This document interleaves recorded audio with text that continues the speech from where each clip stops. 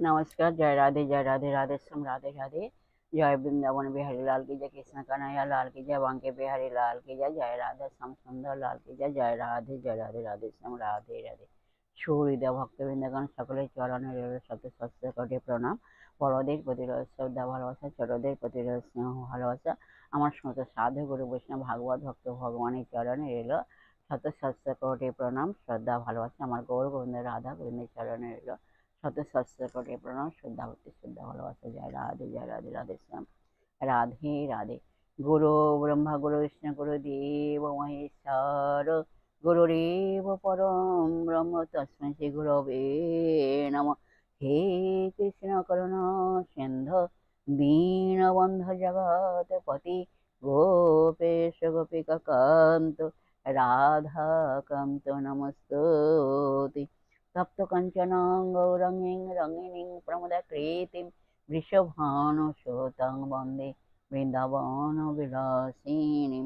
জয় রাধে রাধে শ্যাম রাধে রাধে। আজকের আলোচ্য বিষয় হলো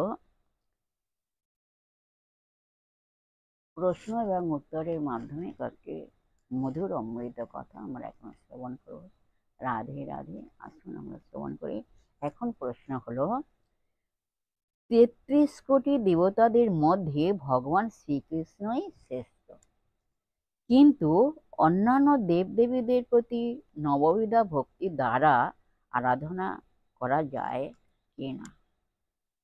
আসুন এর উত্তরটি আমরা শ্রবণ করি। রাধে রাধে। স্বর্গলোকে দেবদেবীরা থাকে, সে স্থান এই জড়জগতের মধ্যেই পৃথিবী থেকে মাত্র কয়েক হাজার যোজন মাইল দূরে অবস্থিত।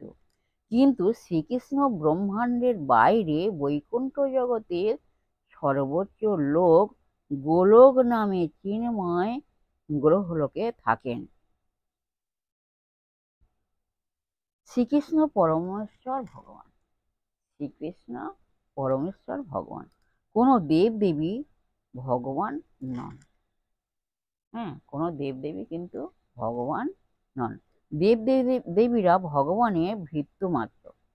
কৃষ্ণের অনুমোদন ব্যতীত তাদের কোনো ক্ষমতা নেই। স্কন্দ পুরাণে ব্রহ্মা নারদ সংবাদে বলা হয়েছে, বাসুদেবং পরিত্যজ্য জহন্য দেবামুপাসতে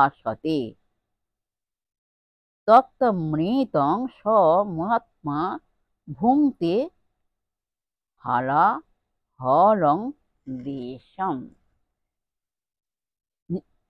যে মূর্খ শ্রীকৃষ্ণকে বাদ দিয়ে অন্য দেবতার উপাসনা করে, সে অমৃত বাদ দিয়ে বিষ পান করছে। মহাদেব পার্বতীকে বলছেন, কি বলছেন? দেবতা পিতর সর্বে শিবে পূজ্যা প্রযত্নত নূনঃ সুনির্স্ফলং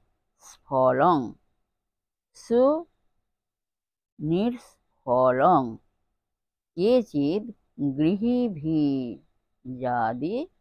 কর্মসু। হে কল্যাণময়ী দুর্গে, গৃহী ব্যক্তিরা সমস্ত দেবতা ও পিতৃপুরুষকে অতি যত্নে পূজা করবে, কিন্তু যদি দেবতা বা পিতৃগণের মধ্যে কেউ পূজিত হলেন, কেউ অপূজিত থাকলেন, কেউ পূজিত হলেন আর কেউ অপূজিত থাকলেন, তাহলে সেই গৃহে সমস্ত পূজাকর্মই নিষ্ফল।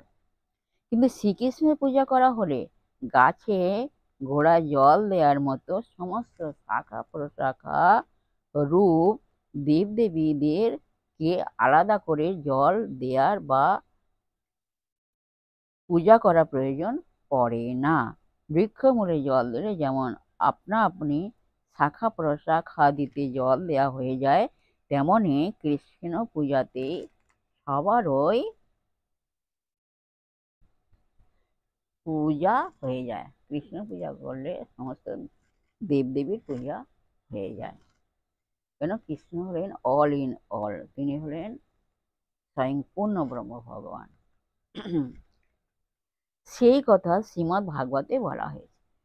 শ্রীকৃষ্ণ অর্জুনকে বলছেন, মাম একং শরণং, মাম একং শরণং। গীতা 18 অধ্যায়ের 66 নম্বর শ্লোক।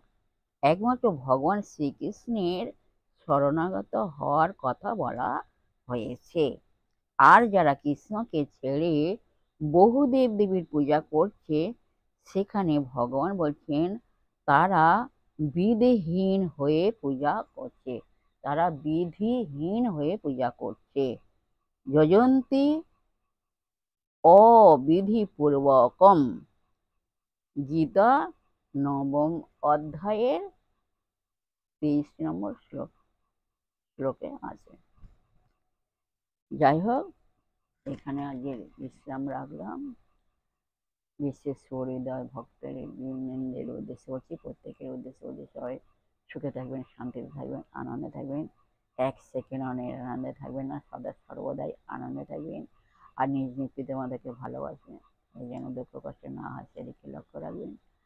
আর আসেন আমরা এখন মানবী মনে পর্ব শেষ করে মনকে কাদা তালের মতো নরম করে, শিশুর মতো সরল করে, মনের মধ্যে অহংকার থেকে আসেন আমরা এখন রাধা নাম কীর্তন করি। এক সেকেন্ড আনন্দে থাকবেন না, সদা সর্বদাই আনন্দে থাকবেন। রাধে রাধে।